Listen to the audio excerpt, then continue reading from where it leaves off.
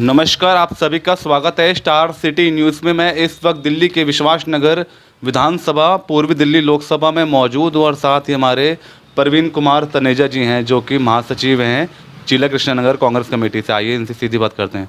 सबसे पहले सर आपके प्रोफाइल में बात कर लेते हैं। सर आप जो जुड़े हैं इस राजनीति में, लगभग कैसे आपकी जर्नी स्टार्ट हुई और आपका फैमिली बैकग्राउंड?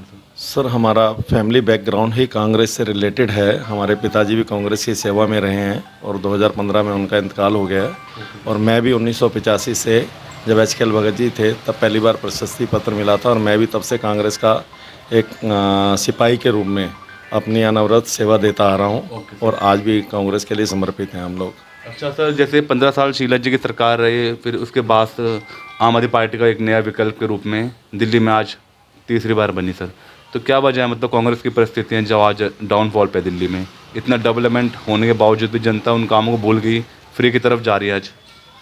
सर उसमें ठीक उसी तरह है कि जैसे घर में एक बच्चा पूछता है अपने बाप से कि तूने मेरे लिए किया क्या है।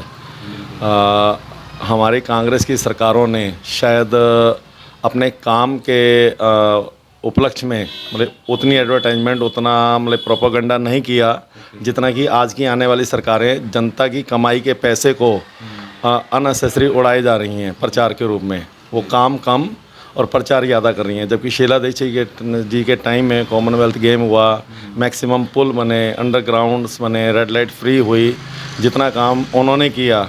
हमारे ये माननीय श्री केजरीवाल जी जो इस समय दिल्ली के प्रेजेंट मुख्यमंत्री जी हैं, ये शायद उनकी बनाई हुई सड़कों के गड्ढे भी नहीं भर पाएंगे। अच्छा सुनीता जी, मैम आपका जो समाज सेवा में जो आपकी भूमिका है और आप जो राजनीति से जुड़ी हुई, कांग्रेस से जुड़ी हुई हैं, तो स्टार्टिंग आपकी कैसे जर्नी, थोड़ा आपके बारे में जानना चाहिए। मैं एक आम महिला थी, जैसे कि थोड़ा बहुत समाज सेवा करती थी, किसी के साथ कोई परेशानी है या कुछ है, इस तरह करते करते मेरे कैरियर में एक ऐसा हादसा हुआ जिसमें कि मेरा अखबारों में नाम आया।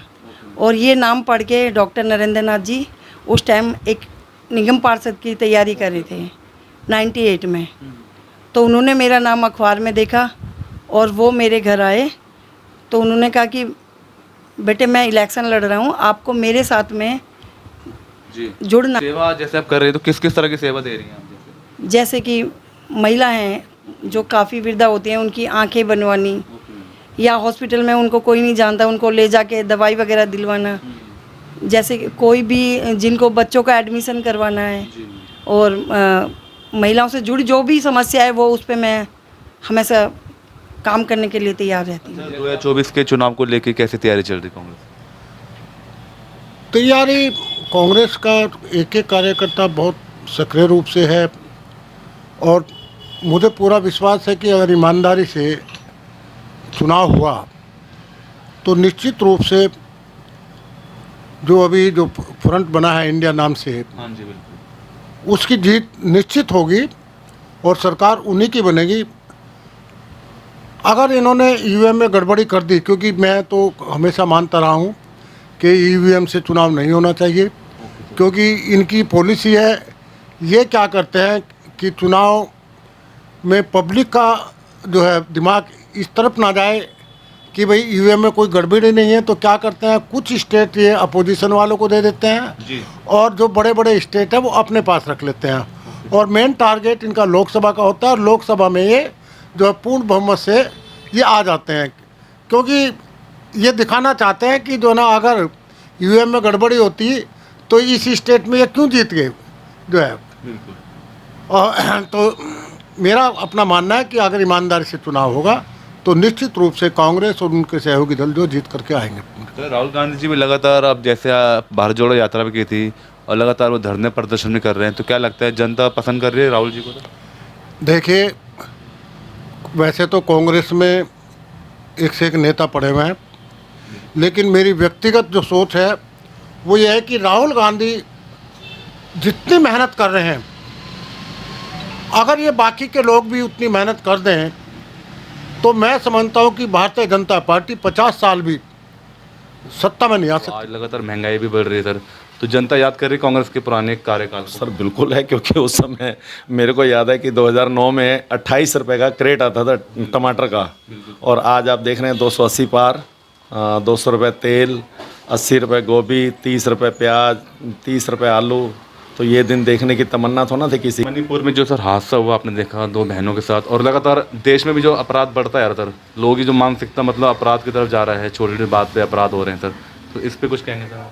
सर उसमें कहीं ना कहीं जैसे अल्ट्रासाउंड आया था हमारी शारीरिक कमियों को दूर करने के लिए, स्कैन करने के लिए, उसके बाद इंटरनेट आया कि हमें सुविधा मिले, हम लोग आगे बढ़ पाएँ उसका सदुपयोग करके। लेकिन उसमें भी कहीं ना कहीं व्हाट्सअप यूनिवर्सिटी, इंटरनेट का मिसयूज़, FB इंस्टाग्राम प्लेटफॉर्म का मिसयूज़, ट्विटर का मिसयूज़, ये भी गुनहगार मतलब अपना रोल प्ले करते हैं। और साथ ही साथ बीजेपी गवर्नमेंट, क्योंकि वो अपनी गलतियों को कभी रियलाइज़ नहीं करती।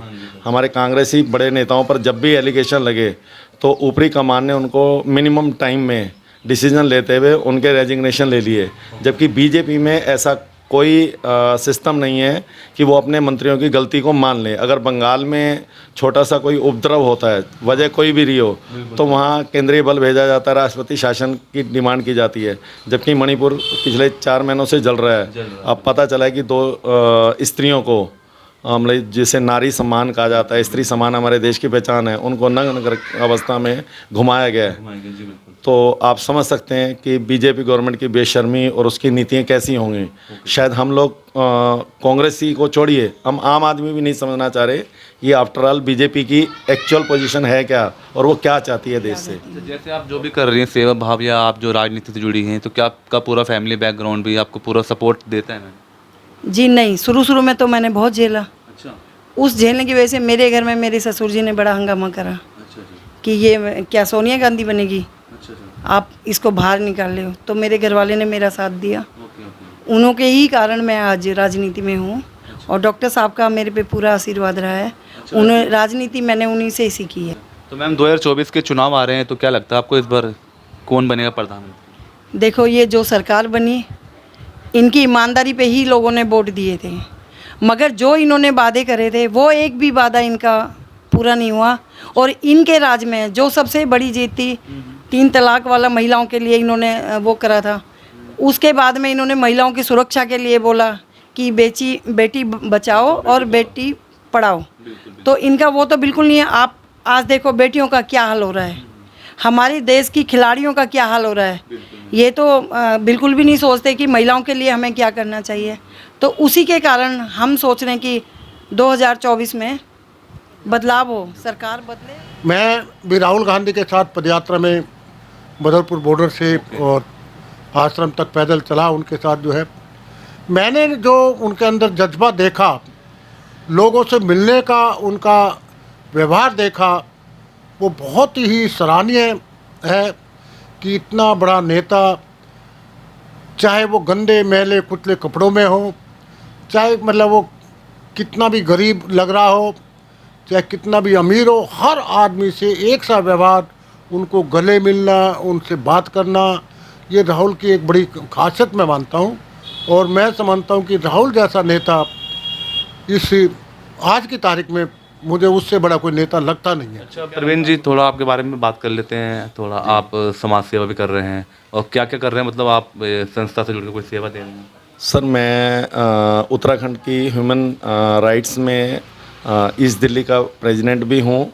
हमारे यहाँ कस्तूरनगर में माता वैष्णो देवी माता मंदिर है, उसका केयर टेकर भी हूँ, उसकी भी सेवा मुझे मिली है। और हमारे पिताजी ने 1999 में कावड़ कैंप ऑर्गेनाइज़ किया था फर्स्ट टाइम, तो वो तब से हम लोग उस कैंप से जुड़े, और अब उनकी मृत्यु उपरांत हम लोग वो सेवा संभाल रहे हैं। और जब तक जिंदा हैं, भोले बाबा की कृपा और आशीर्वाद से वो सेवा निरंतर करते रहेंगे। और साथ ही साथ हम लोग क्राइम के खिलाफ दिल्ली पुलिस का साथ देते हैं, और हिडन रूप से भी और ओपन रूप से भी, दोनों रूप से हम लोग चाहते हैं कि समाज सुधरे और समाज में जो गलत एक्टिविटीज़ हैं उनको हम अपडेट करें, तभी क्राइम ख़त्म होगा। अदरवाइज़ हर आदमी डर के घर बैठ जाएगा तो कभी भी क्राइम ख़त्म नहीं होगा। 78 दिन से यानी लगभग 2.5 महीने से जो है, जो ये चल रहा है, क्या चल रहा है महिलाओं के साथ, आपके सामने, पूरे देश के सामने, कि अंदर की आत्मा जो हमारी एक महिलाओं की है वो ऐसी झुंझर गई है कि देख के भी अपने आप से शर्मसार होना पड़ रहा है हमें कि हमारी महिला, हमारी बेटियों की ये हालत है, ये दिशा है। तो ऐसे लोगों,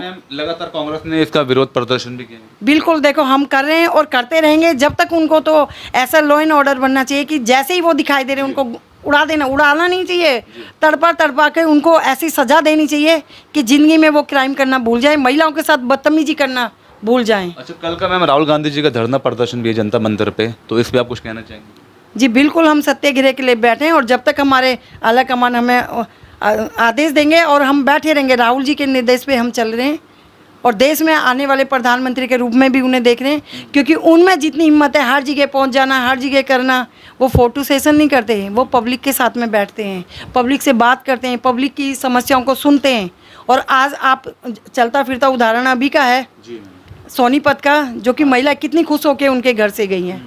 तो ये सब चीज़ देखनी पड़ती है कि कांग्रेस सरकार के राज में बहुत अच्छा राज था और पूरा संगठन अगर मिल के साथ देगा तो ये झूठी सरकारों से लोग बचेंगे। सुनीता जी, जैसे आप जिला अध्यक्ष हैं कृष्णनगर की, तो कैसा आप अपने संगठन को लेकर चल रही हैं, किस तरह महिलाओं को आप जागरूक कर रही हैं? देखो, महिलाओं को यही जागरूक कर रही हूँ कि आज की डेट में वो जो हमारी बाल कल्याण समाज की मंत्री हैं स्मृति ईरानी जी, उनको जो एक सिलेंडर 430 का था शायद हमारे कांग्रेस के राज में, वो सिलेंडर लेके उठा के घूमती थी, ठीक है। और आज सिलेंडर का रेट कितना है? 1100 के आसपास। पेट्रोल के दाम कितने हैं, सब्जियों के दाम कितने हैं, और तो और टमाटर भी 250 के पार चला गया। कभी ऐसा हुआ था? तो ये उन चीज़ों पे क्यों नहीं ध्यान देती, क्यों नहीं बोलती, और अब क्यों चुप बैठी हैं? मणिपुर की भी तो घटना महिलाओं के ऊपर हुई है, जो शीला जी के साथ इन्होंने इतना वो करा। शीला जी जैसा तो काम आज तक ये नहीं कर सकते। हमारी शीला जी ने पूरी दिल्ली को कैसे संवार दिया, आज उन्हीं के करे हुए कामों को ही ये दिखाते हैं।